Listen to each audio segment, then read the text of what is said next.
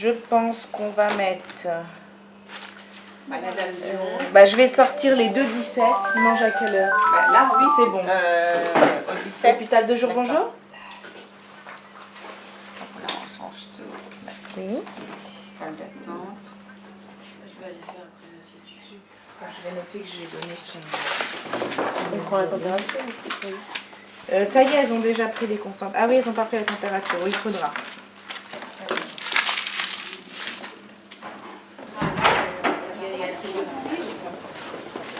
Là, il gère de l'eau à chaque oui, apparemment, oui. On est moins au lit du patient maintenant. On est plus dans le bureau à faire des tâches un peu administratives.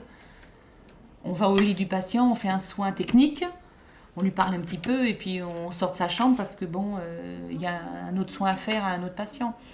Alors qu'avant, c'était pas pareil. On allait moins vite, voilà. On était plus proche un peu du patient quand même.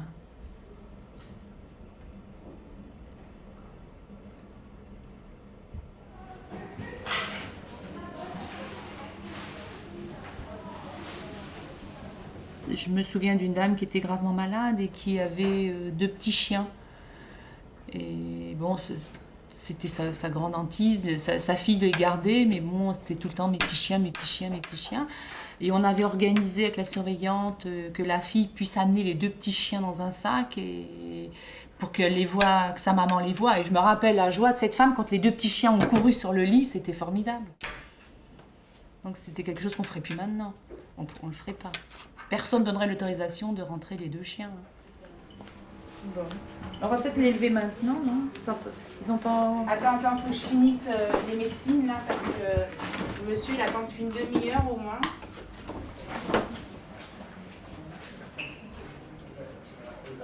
Nous, on était rue Moreau. C'était un espèce de petit... comme un gros pavillon, si vous voulez. Il y avait un grand jardin autour avec des arbres. Il y avait des tilleuls. On ramassait aussi les fleurs du tilleul. Parce qu'à l'époque, on distribuait un tilleul le soir aux patients. Ça va? Tu as pu les avoir Oui, il faxe. Ah bah très bien. Il ne serait plus admissible maintenant, mais qu'à l'époque on acceptait parce que les choses étaient comme ça. À l'heure actuelle, les gens n'auraient certainement pas accepté d'être hospitalisés dans les locaux anciens. Je me souviens de salles communes avec une dizaine de lits, ou une chambre de 6 lits avec uniquement un petit lavabo pour les 6 patients. Peut-être j'avais pris des photos de famille.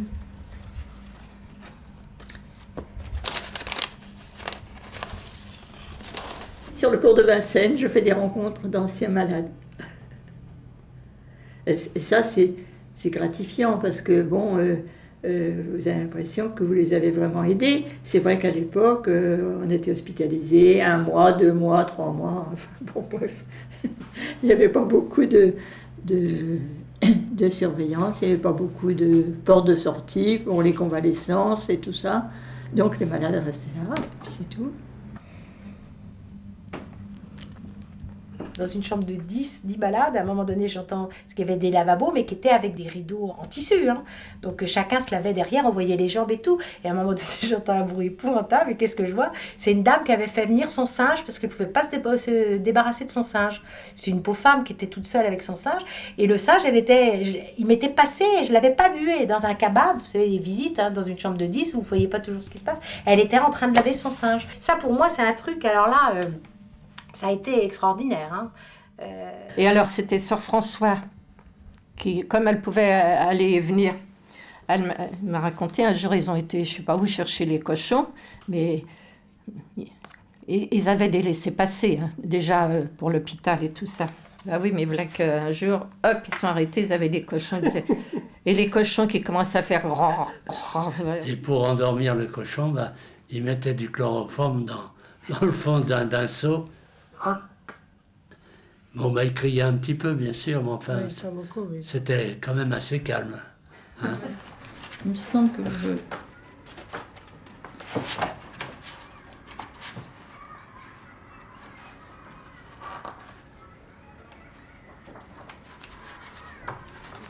Mon bureau, vous voyez, c'est toute petite pièce. pièce là.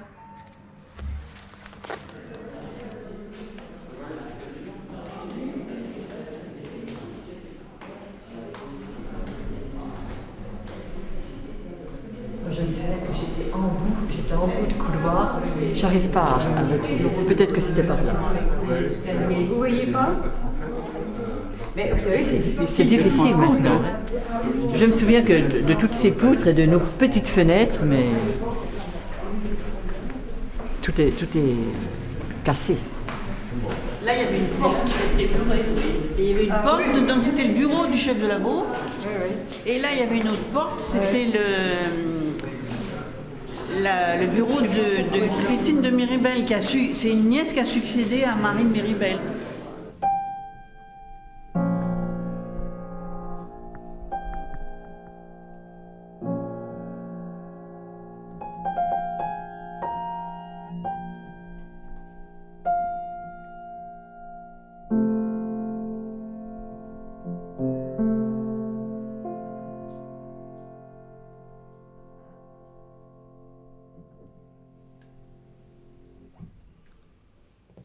Mais la Croix Saint-Simon, si vous voulez, a été fondée par la sœur aînée de mon père, qui s'appelait Marie de Miribel, et que dans la famille, tout le monde vénérait. Je crois que c'est le mot qui convient.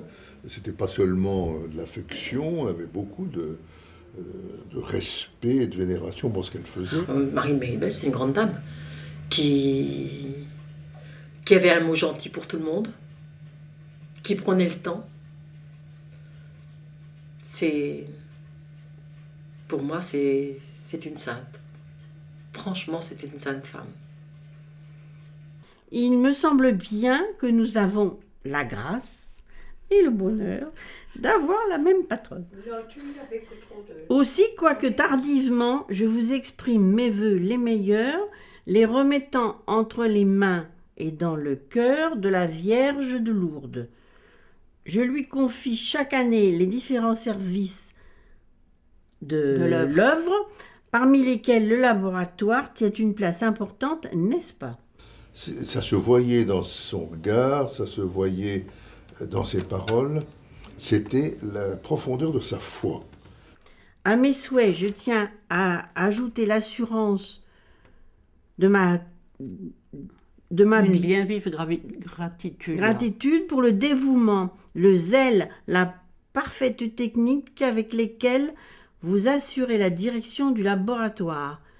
Votre tâche est lourde, je le sais, et je suis heureuse que vous l'assuriez avec toute votre valeur, tout votre cœur. J'espère que vous prenez un bon repos, bien mérité, et de tout cœur, cher ami, je vous assure de mon affectueuse sympathie. Marie de Miribel, 16 août 57. Et elle est morte en quelle année? Moi, je ne sais plus. Peut-être 2 ans après. Ouais.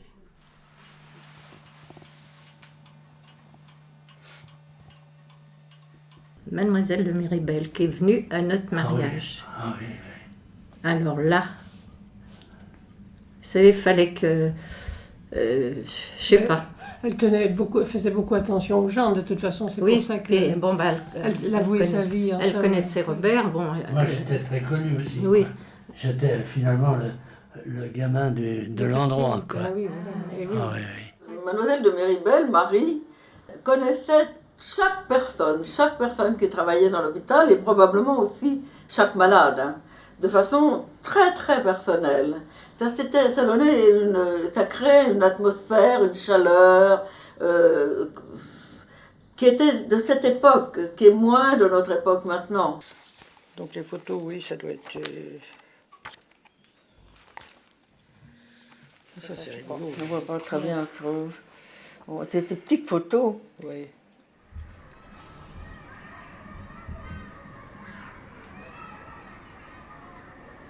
Les crèches, les jardins d'enfants, les services sociaux où il fallait aller dans le quartier du 20e, qui était un quartier quand même le plus pauvre de Paris. Hein. Bon, c'est quand même elle qui a tout créé.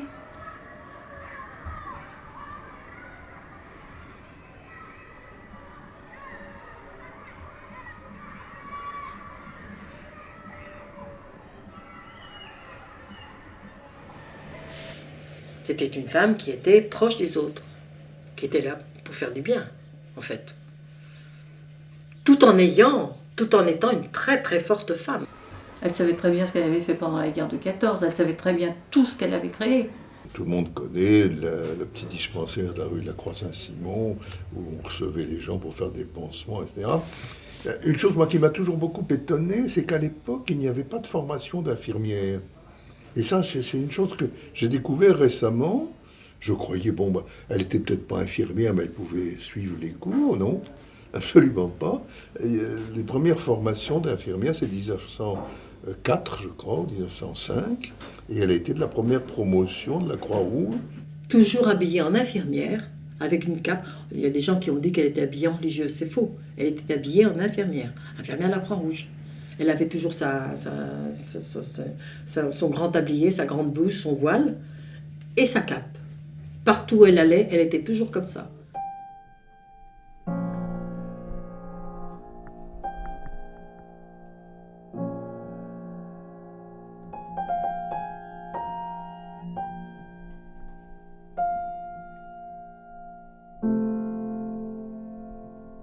Cet hôpital était,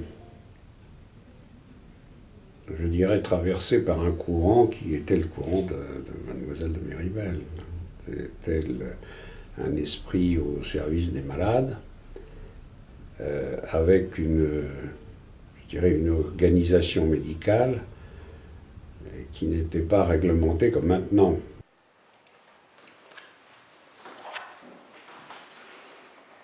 Ce sont des établissements dans lesquels il n'y a pas de querelle entre les médecins et les structures gestionnaires. Les gestionnaires sont là pour gérer et les médecins sont là pour soigner. Et il y a un espèce d'accord, sans lequel d'ailleurs ces associations ne pourraient pas vivre. Il y a un accord autour des objectifs, des valeurs, tout ça encore une fois étant le fruit de l'histoire, hein.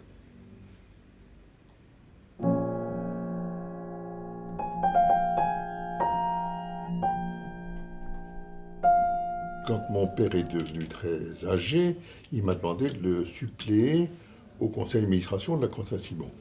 Et là, je n'ai plus retrouvé la date, mais je pense que c'est vers 75. Donc ça doit faire plus de 30 ans. En tout cas, mon père est décédé en 80. Et plusieurs années avant sa mort, c'est moi qui l'avais remplacé au conseil. Notre plus gros travail au conseil d'administration, c'était de faire un projet d'un nouvel hôpital qui a été présenté, discuté, accepté. Ça, c'était le travail principal. Donc, on expliquait que ce bâtiment était obsolète, que la manière de travailler était vieillotte, qu'on ne pouvait pas avoir une application de médecine extrêmement moderne dans des locaux pareils. Donc on dénigrait un petit peu l'hôpital de briques pour faire l'hôpital blanc à côté. Ça, c'était notre boulot principal au conseil d'administration. On a des rigidités statutaires, des rigidités de gestion qui sont extrêmement importantes. Et du coup, changer de modèle, faire évoluer un modèle est très difficile.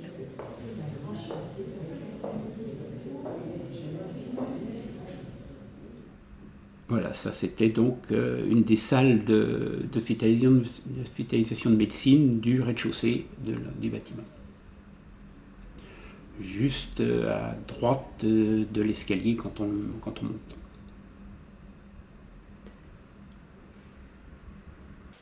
Alors là, ça devait être plutôt ici. Oui, c'était ce point-là. Là, c'était probablement le local des infirmières, puis là, les chambres individuelles qu'il y avait ici. Bon. Et ça, c'était, après, une autre partie que vous n'avez pas connue, où on avait des lits en bas, au rez-de-chaussée. Il y a Jeanne. Il y a... Toi, t'es là? Là, Claire Justin. Ouais. Donc ça, c'est Monsieur René. Monsieur René, le patron. Ça, c'est quelqu'un qui devait le remplacer, qui s'appelait le docteur Legros, et qui est mort catastrophiquement d'un cancer foudroyant. Un chirurgien qui a fait un malaise en opérant et qui a fait une hémorragie digestive. C'était le successeur désigné de Louis René. La médecine, elle était à cet étage-là. Oui, au bout, et à droite. On était au fond là-bas. À droite, mais pas à gauche. Si. Il y avait une.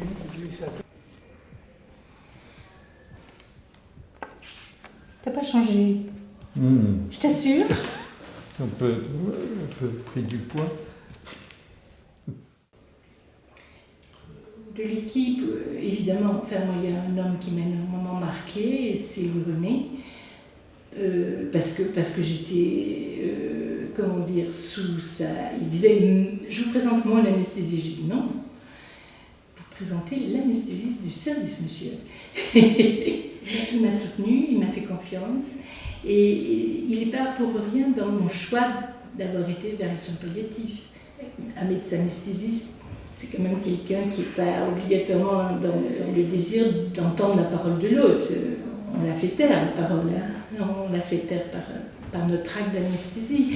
Or, il m'avait montré à quel point il pouvait conjuguer les deux.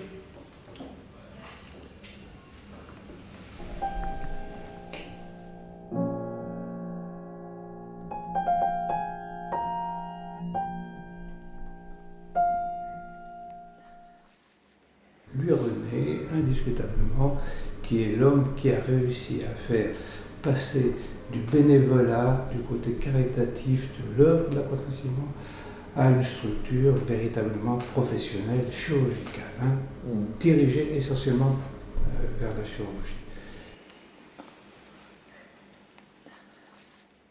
L'idée de bénévolat pour les gens qui travaillaient auprès des malades c'était assez ordinaire.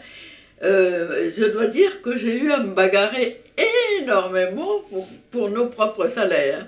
Ça a été très difficile, d'année en année. C'était très très difficile parce que c'était considéré que ça devait rester très faible.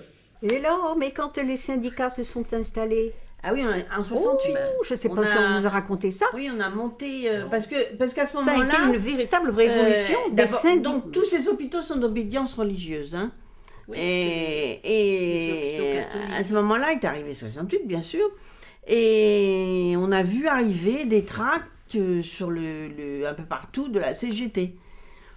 Bon, que vous ne soyez pas catholique pratiquant ou pas, la CGT... Même dans l'hôpital, la CGT... La CGT à Croix Saint-Simon, ça a fait un boom. C'était monstrueux. C'était des missionnaires qui sont restés jusqu'en 68, au moment où il y a eu toute l'effervescence. Et en 68, elles sont parties pour... comme elles étaient missionnaires un peu partout. Et à ce moment-là, donc c'est des laïcs qui sont arrivés. Et pour une religieuse, je crois qu'il y a eu au moins 4 laïcs ou 5 laïcs d'embauchés, puisque les religieuses, elles étaient là 24 heures sur 24, puisque leur... comment on appelle ça, leur petite chambre, là, elles étaient dans l'ancien bâtiment. Et donc elles étaient là tout le temps, jour et nuit. Parce qu'en 1969, toute la communauté a été fermée, on est parti. Donc il y a eu une décision considérable pour la Croix Saint-Simon, les religieuses partent. Alors il a fallu effectivement... oui, ça a dû, pour l'hôpital, réembaucher tout un personnel. Oui, et essayer, hein, malgré le départ de religieuses, de garder le même esprit à la Croix Saint-Simon. Bon, on était marqués à la Croix Saint-Simon. Vous m'avez demandé qu'est-ce qui m'avait frappé le plus en arrivant à la Croix Saint-Simon. Je vous dis, on arrivait dans cet hôpital, il y avait des religieuses partout. Bon, effectivement, les religieuses étaient aux soins, étaient à l'administration, étaient à l'économat, enfin bon, oui, partout. Service social et tout. La radio, etc. Et premier étage, le bloc opératoire. Et puis en bas, les services. La médecine se trouvait au rez-de-chaussée, service social.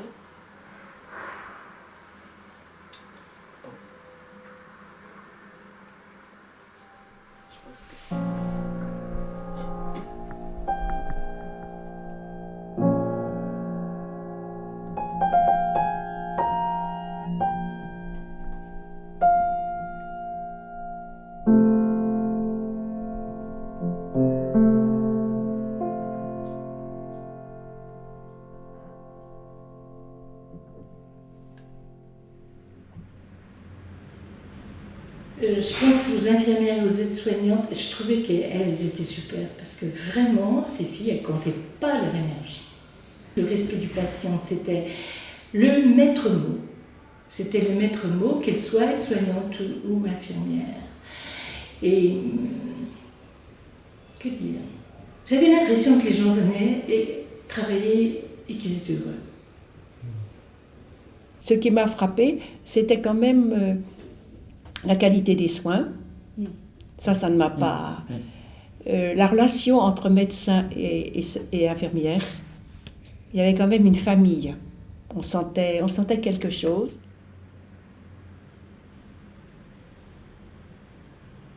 Nous avons toujours fait une kinésithérapie qui se faisait avec notre tête, notre cœur et nos mains.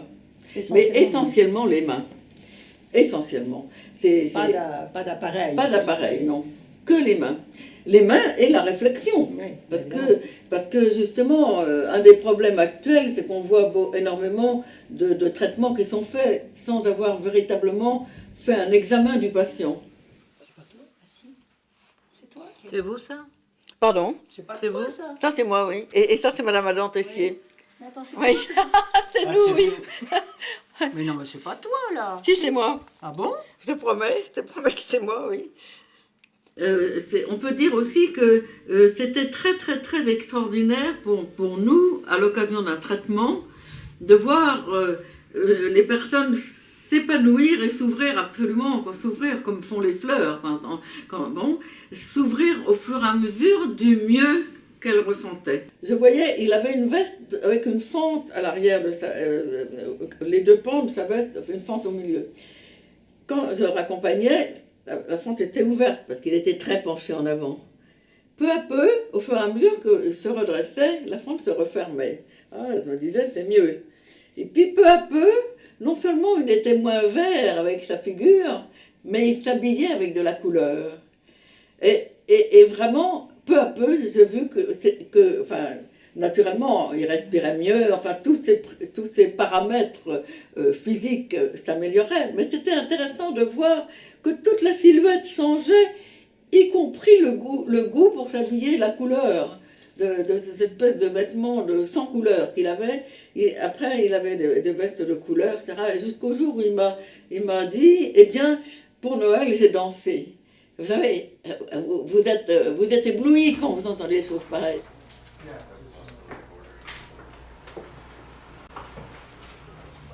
Donc il faut que vous fassiez des grands gestes pour essayer de le ranimer. Oui, c'est un peu particulier. Ah, voilà. Ça y est. Il suffit de bouger. Ma première injection, je l'ai faite sur un prêtre qui était hospitalisé. Et je tremblais comme une feuille, hein, j'étais comme ça, parce que l'idée que j'allais piquer les fesses d'un prêtre, bon, voilà. Et puis j'avais très peur de lui faire mal, et puis j'avais peur de me tromper, et puis j'avais peur de renverser le produit, et puis bon, j'avais peur de toutes les mises en garde qu'on nous avait fait, et j'avais une trouille bleue. Donc je suis arrivée avec mon plateau qui devait faire gling gling gling, et à l'époque on piquait aiguille démontée, maintenant on pique aiguille montée. Donc je m'étais bien lavé les mains comme on avait dit, j'avais tous mes tampons avec de l'alcool, etc. Et derrière moi il y avait la monitrice qui était là, et il y avait la sœur qui était surveillante du service. D'ailleurs toutes deux m'avaient encouragée, enfin j'avais aucune raison de trembler, elle me mettait à l'aise. Et le prêtre me dit ça a pas l'air d'aller mon petit. Alors je lui dis vous savez, mon père, c'est ma première piqûre et je voudrais pas vous faire mal. Mais il me dit, vous inquiétez pas, le Seigneur est avec nous. Alors je dis, avec vous peut-être, mais avec moi, vous me direz ça après. Voilà, ça a été ma première injection.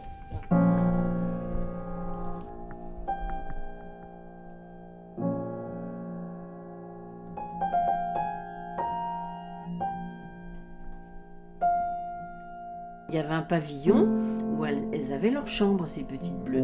C'était des petites réunionnaises, ça, pas tout le temps, pas tout le temps. Et alors elles étaient persuadées que c'était magique, qu'elles les surveillaient comme tout. Mais ces petites bleues, qui étaient normalement enfermées, puisque là, c'était toute une histoire avec les religieuses, donc elles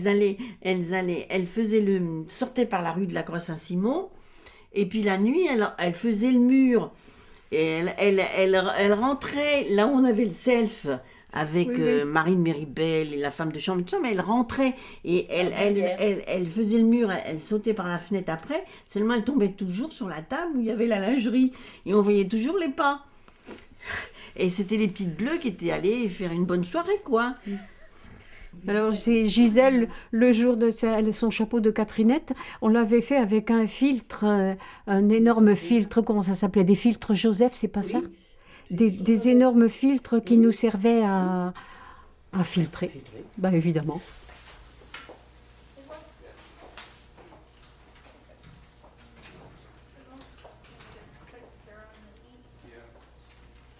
On a eu une mutation technique, oui, mais qui s'est fait normalement avec une évolution normale. Hein, oui. Ça c'est pas l'appareillage a changé, on a les éteint techniques la ont bougie, changé. on a commencé à allumer les lumières, on a commencé à appuyer sur des boutons.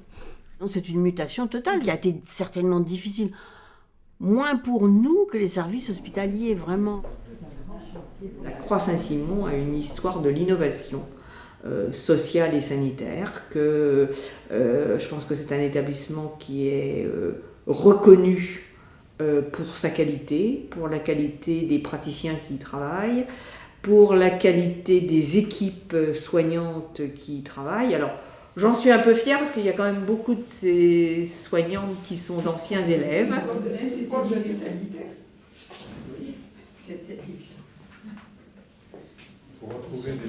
J'ai plus tellement la mémoire des lieux, de tout, parce que ça a changé tout le temps. Complètement, c'est absolument pas Je suis venue beaucoup de fois, différentes, et donc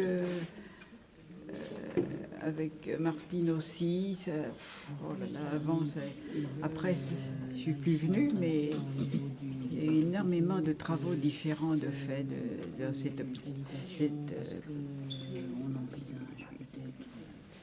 c'est surtout le nouvel hôpital. Marine Méribel, Christine de Méribel, le colonel Canon, oui.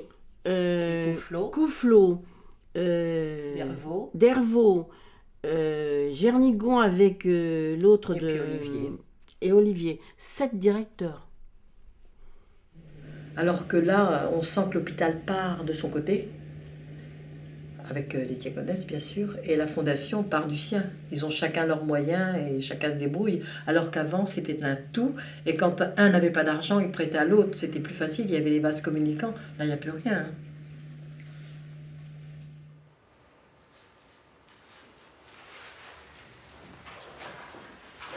On a quand même l'impression que tout le monde partage l'objectif d'un établissement qui est là au service des personnes, dans lequel chacun doit faire le mieux qu'il peut, dans lequel le conseil d'administration est en accord avec un projet que les médecins ont eux-mêmes choisi.